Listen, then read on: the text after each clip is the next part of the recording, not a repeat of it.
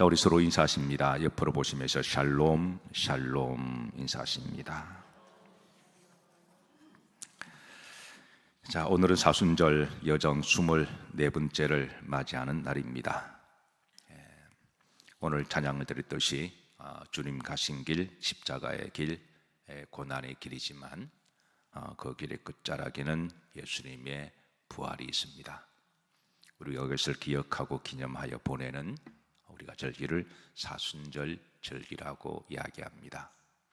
이 사순절 절기 가운데 우리가 주의 고난을 기억하고 또 우리 각자 이제 믿음으로 때로는 경건하게, 때로는 절제하고 절언하고 기도하시며 때로는 금식하시고 때로는 주의 이름으로 선을 베푸시고 또 많은 사람들에게 또 이제 복음의 통로로 살아오신 줄로 믿습니다. 수고하셨습니다. 이제 반 지나고 이제 16일 정도 남았으니 이제 남은 기간도 더욱더 예수님 안에 의미가 있고 가치가 있고 또 아름다운 보고를 많이 올려드리는 사순절을 잘 마무리하시기를 주의 이름으로 축복합니다. 자, 오늘 본문 말씀해 보시면 예수님에 대한 비유를 우슬초로 비유를 하고 있습니다. 이사야 53장 2절의 말씀인데요. 여기 우슬초라는 말은 이제 히브리 말로 이름이 참으로 좀 애절한 그런 느낌이 있습니다. 한번 따라서 하실까요? 에조브. 우슬초라는 말이 에조브인데요. 이걸 왜 우슬초로 번역했을까 궁금하기도 합니다. 사전을 찾아보면 소우자, 무릎슬자, 그래서 소 무릎처럼 생긴 풀이다. 그래서 우슬초라고 번역했는데 좀 생각해 볼 일입니다. 근데 이제 우슬초 그 내용을 알면 아마 이제 그 의미를 우리가 이런 성경의 뜻을 따라 에조브라고 했다는 것을 우리가 좀 더 의미 있게 알게 될 텐데요. 흔히 우슬초는 이스라엘에서 가장 흔하게 볼 수가 있는 풀입니다. 우리로 말을 하면 아마 들풀, 들에서도 잘 자라고 담벼락에서도 잘 자라고 거칠고 열악한 환경에서도 잘 자란다 그래서 이 잡초라고 그렇게 인식하기도 합니다. 그래서 또 때로는 잡풀이라고 하기도 하는데요. 줄기가 가늘고 털이 많고 그리고 잎이 작습니다. 그리고 이스라엘 속담에는 이런 우슬초와 관련된 속담이 있는데요. 가장 볼품없고 못생긴 사람을 우슬초와 같아 그렇게 비유해요. 그런가 하면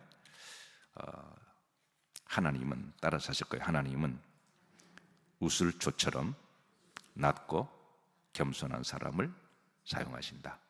이중적인 뜻을 가지고 있는 게 바로 우슬초인데요. 우선 오늘 2절 말씀 한번 올려주세요. 여기 보면 우슬초에 대해서 6가지의 특징을 우리가 알려주고 있는데 그러고 나서 이제 우슬초가 어떻게 생겼는지 한번 보시면서 이제 하나님 주시는 그 영적 메시지까지 한번 들어가 보도록 하겠습니다. 2절에 보시면 첫 번째 연한 순과 같아 그랬습니다. 연한 순 같아. 아주 어린아이처럼 연약하고 아주 연하다, 강하지 않고 아주 연약하다라고 하는 뜻을 가지고 있죠. 두 번째는 마른 땅에서 자란다 그랬습니다. 아무 곳이나 다 잘 자라요. 물이 없는 곳에서도 자라고 거친 황무지에서도 자라고 담벼락에서도 자라고 돌틈에서 자라고 시궁창 옆에서도 자라고 그래서 그냥 잘 자라는 자생 그런 식물입니다. 생긴 것이 뿌리 같아. 뿌리 식물은 아닌데 이렇게 자라는데 생긴 그 모양이 하도 못생겨서 뿌리처럼 그렇게 바짝 마르게 그렇게 자라는 특징이 있습니다. 그 모양이 없습니다. 다른 꽃들은 나름대로 모양이 있죠. 지나가다가 사람 눈길을 유혹하기도 하고 그래서 자세히 보면 더 사랑스럽고 이쁘지만 우슬초는 지나가다가 사람들은 눈길도 받지 못하는 그런 꽃이 이 에조브라고 하는 꽃입니다. 풍채도 없습니다. 나름대로 모든 나무들은 나름대로 풍채를 가지고 있죠. 어떤 사람 어깨에 힘을 빡 주고 이렇게 나 좀 이렇게 목에 힘주고 그런 모양을 취하지만 우슬초는 그러지 않습니다. 남이 볼만한 풍채도 없어서 그래서 그런 특징을 가지고 있습니다. 보기 아름답지 않습니다. 사실 모든 풀은 나름대로 꽃이 있죠. 그래서 이제 그 꽃을 보고 참 이쁘다 그러는데, 우슬초도 꽃이 있기는 있어요. 그런데 사람의 눈길을 줄 만한 그런 아름다운 꽃은 아닙니다. 그래서 이제 이 우슬초를 비유해서 볼품없고 병약하고 그리고 못생긴 사람을 히브리 사람들은 에즈보와 같다 그렇게 비아냥거리기도 하는데요. 자, 우선 한번 보십시다. 이제까지 오늘 이사야가 말한 2절의 그 우슬초의 특징을 이제 글을 통해서 드러냈는데, 이제 그림 언어를 통해서 우슬초가 어떻게 생겼는지 한번 보십시다. 일전에 이스라엘 갔었을 때에 이 이제 우슬초 에조브를 보고 찍은 사진입니다. 보시면 그때 좀 이렇게 좀 가느다랗게 보이죠. 그 다음 사진 보시죠. 나올 때 연한 순과 같은, 오늘 선지자 이사야가 그대로 묘사했던 정말 연한 순과 같이 그렇게 올라옵니다. 그 다음 보시죠. 뿌리처럼 자라는 것도 이렇게 줄기 식물인데요, 줄기가 꼭 뿌리와 같이 별로 힘도 없고 그렇게 강하지도 않습니다. 생긴 것도 척박한 땅에서 자라는 그런 거죠. 그 다음 보십시다. 풍채도 없고 모양도 없습니다. 이래 이제 군집에서 자라기는 하는데 이게 뭐 풍채도 없고 모양도 별로 좋지 않습니다. 그 다음 보시죠. 척박한 땅에서도 광야에 길을 가다가도 관심을 가지고, 다음 이스라엘 성지를 가시게 되면 관심 가지면 보는 곳마다 다 성경이 나오는 것들입니다. 보는 것들마다. 그래서 우리가 여행은 아는 만큼 보인다 그러죠. 그래서 보는 곳마다 다 이렇게 성경이 나오는 그런 이제 있어서, 자, 그 다음 보시죠.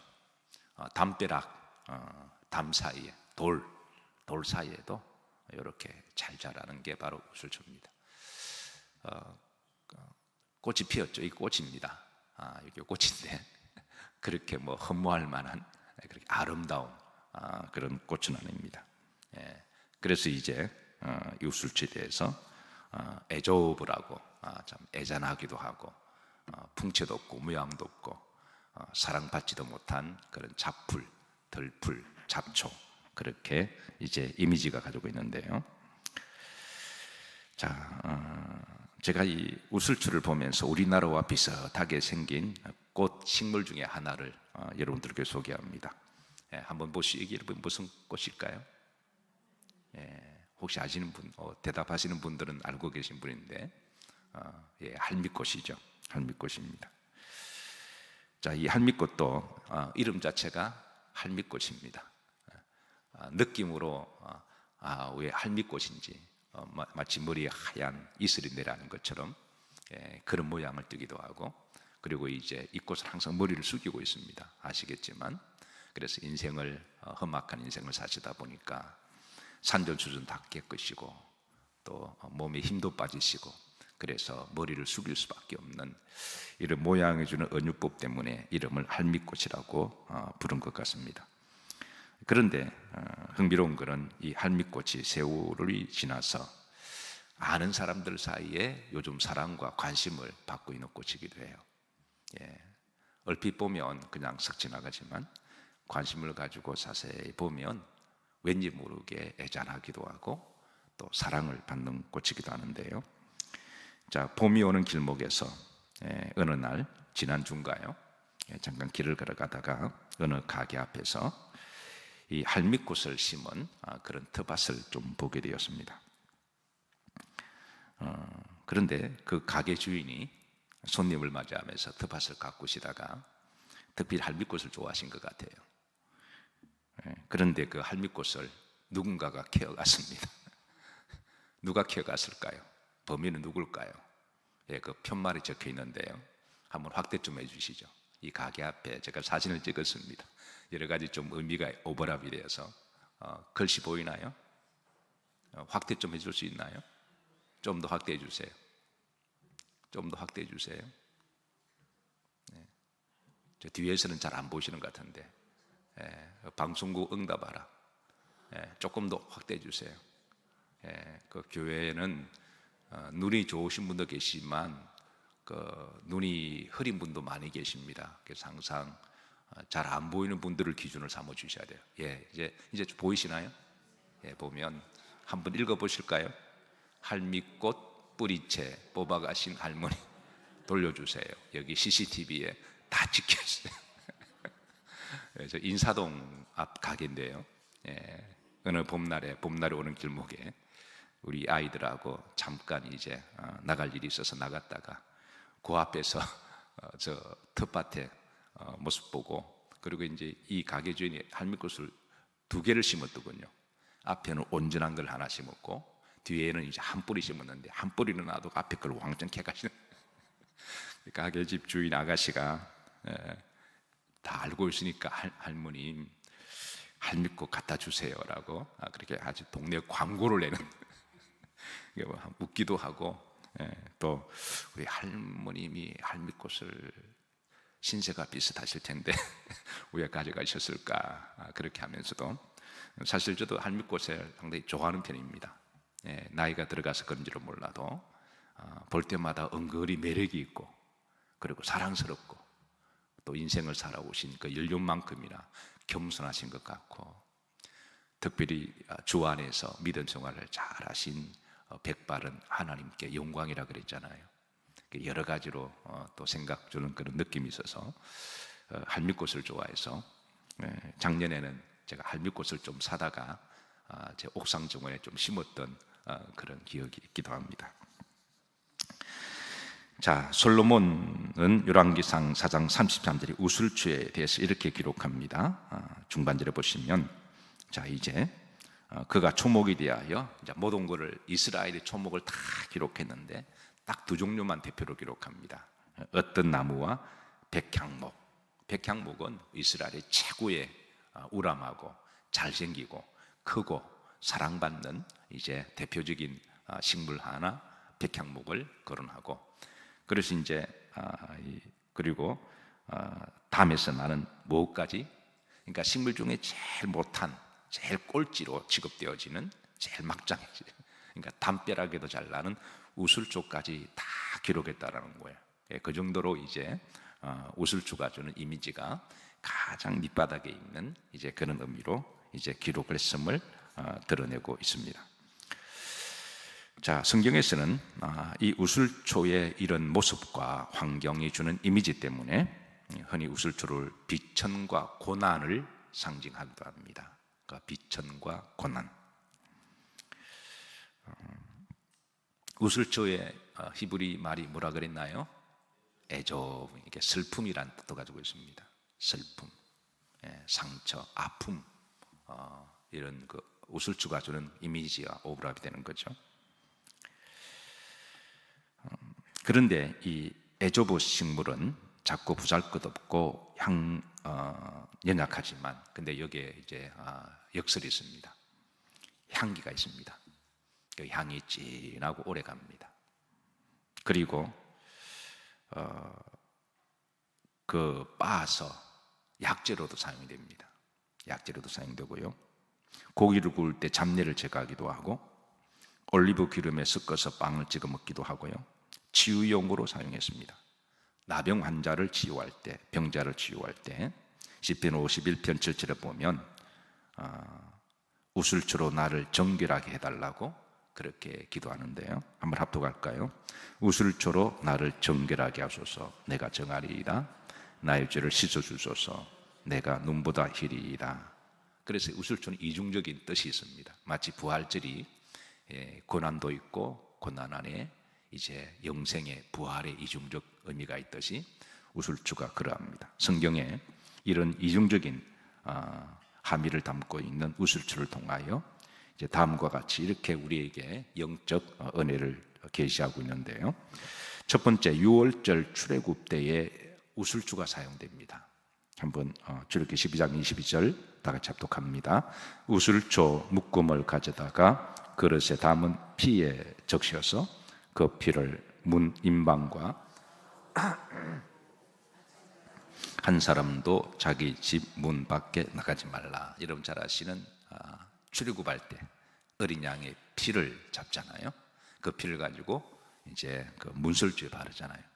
문설주에 바를 때 우슬조 묶음을 가지고 이렇게 문설주에 바른 바로 그 도구가 바로 우슬조 묶음을 가지고 그렇게 출애굽하게 하고 이스라엘 백성들을 구원해내는 그런 도구로 사용되었습니다.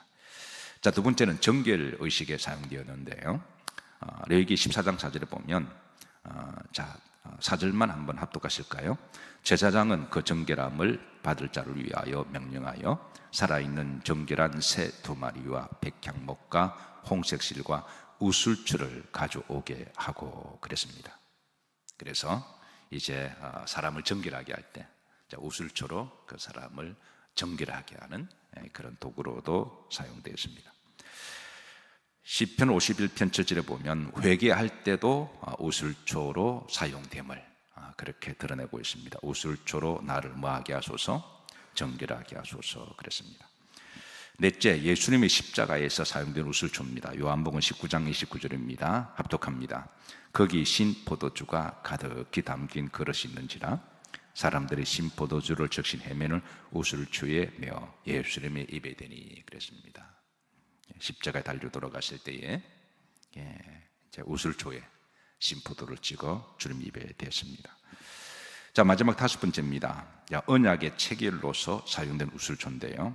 히브리서 9장 19절은 이렇게 말씀합니다. 합독합니다. 모세가 율법대로 모든 계명을 온 백성에게 말한 후에 송아지와 염소의 피 및 물과 붉은 양털과 우슬초를 취하여 그 두루마리와 온 백성에게 뿌리며. 자, 이 말씀 구약의 배경에 이런 거를 히브리서 풀어주는데요. 6월절이 되면 이스라엘 백성들이 예루살렘으로 올라오잖아요. 그러면 수많은 사람들이 이렇게 수만 사람들이 이렇게 올라오니까 일일이 다 이렇게 정결하게 할 수 없잖아요. 왜냐하면 제사장은 한 사람이고 물리적으로 불가능하니까. 그러니까 6월절에 구원을 이제 하나님 앞으로 그렇게 제사를 드리는데 반드시 정결 예식을 해야 됩니다. 근데 한 사람 한 사람 다 할 수가 없으니까 그러면 제사장이 높은 언덕에 서 있고요. 그러니까 그 밑에 이스라엘 백성들이 쫙 이렇게 있습니다. 이제 이 예식 끝나고 6월절 드리러 가거든요. 그러면 대제사장이 우슬초에 이렇게 피를, 어린 양의 피를 이렇게 묻혀서 출애굽처럼 이거를 언덕에서 쫙 뿌립니다. 그럼 그게 이제 물방울이 분사가 되어서 눈에는 보이지 않지만 그게 이제 우슬초로 쫙 이렇게 틀면서 뿌리면 그게 빛의 분사가 되어서 그 밑에 있는 모든 사람들에게 그 피 뿌림의 안수를 받는, 그건 하나님의 약속입니다. 그 이제 그렇게 그런 의식을 통하여 우슬초를 뿌리면 밑에 사람들이 다 어린 양의 피로 세례 받은 거를 그렇게 하나님의 언약을 정하시고 그런 예식을 지금 히브리서가 풀어주는 거예요. 그런 의미를 가지고 언덕 위에서 온 백성에게 쫙 뿌릴 때에 그때 그 밑에서 이제 두 팔을 벌려서 우슬초에 묻혀진 어린 양의 피가 나를 정결하게 함을 믿습니다. 그렇게 하고 이제 6월절로 들어가는 히브리서 사도가 이거를 이제 풀어주는 그런 내용의 말씀이에요. 마치 이런 모습이 아닐까요? 오늘 이 시대에 우리가 예배를 드릴 때에 강단에서 예배 때마다 예수님의 보혈을 우리가 전하고 그리고 강단에서 성령으로 예수님의 보혈이 뿌려질 때 여러분들이 믿음으로 그 주님의 보혈을 다시 한번 내가 받고 예수님 이름으로 교회에 나오시고 예수님 이름으로 내 죄 사함을 받고 예수님 이름으로 내가 용서를 받아 자유함을 누리고 또 예수님 이름으로 샬롬의 복을 누리고 또 예수님 이름으로 우리가 하나님께 예배로 나오시고 또 예수님 이름으로 여러분 기도하시고 또 예수님 이름으로 거룩한 성찬을 행하심으로 하나님이 온전히 여러분을 받으시는 그런 예배로 여러분 그렇게 믿음으로 받으시기를 주의 이름으로 축복합니다. 히브리서 9장 20절에 이렇게 결론 짓습니다. 합독합니다. 이르되 이는 하나님이 너희에게 명하신 언약의 피다. 이런 의식이 바로 예수님을 통하여 완성되어지신 언약의 피다 그랬습니다. 자, 그래서 이런 의미를 함의를 하고 주의 선지자 이사야가 다시 오늘 53장 2절 말씀을 다시 한번 이제 우슬주로 비유되신 오실 메시아, 이런 말씀을 의미를 가지고 다시 한번 신앙 고백합니다.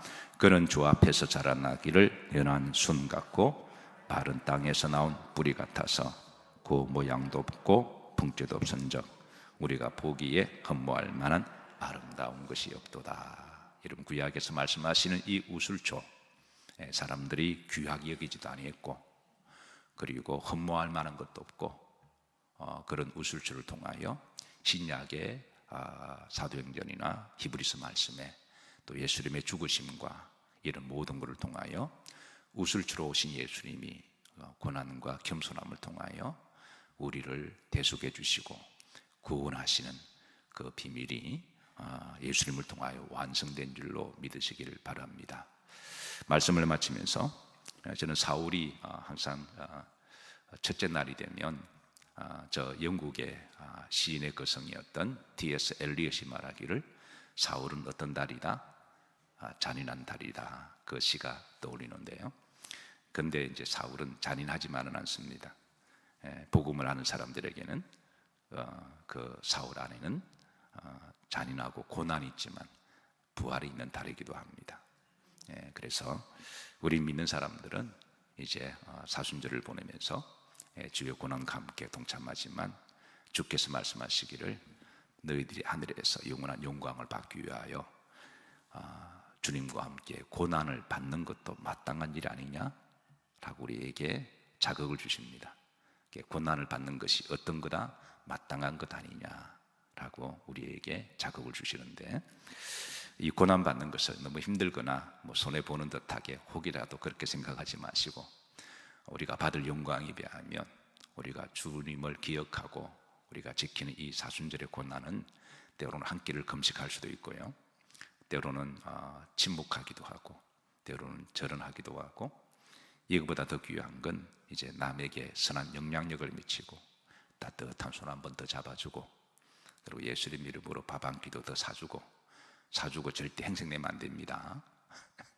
예, 주의 이름으로 했으니 주께 사신 것이니, 그러니까 우리가 아무런 행색낼 것도 아니고, 그리고 이제 쓰러져 있는 사람 따뜻한 말 한마디 위로해주고, 우리가 이렇게 하면 더 의미 있고 보람된 사순절을 보내리라고 그렇게 믿습니다. 예수님이 우리에게 보여주셨던 이 애조보 같은 삶, 그런 겸손하여서 아무 흠모할 만한 것 없지만 그러나 그 안에 놀라운 신비가 있습니다. 주님의 고난 안에는 부활이 있고, 그리고 영생이 있고, 사랑이 있고, 섬김이 있고, 용서가 있고, 치유가 있고, 위로가 있고, 화목이 있고, 그리고 품습니다. 이런 주님의 이 놀라운 그 복음의 신비를 주님을 따라가는 주님 가신 길, 십자가의 길, 주님 가신 길, 고난의 길이지만 그 길의 끝자락에는 세상 사람들이 알지 못하는 놀라운 신비와 부활과 영광이 있음을 우리가 소망하고, 남은 여정도 애저보와 같이, 우슬초와 같이 의미 있게 복되게 잘 지나시기를 주의 이름으로 축복합니다.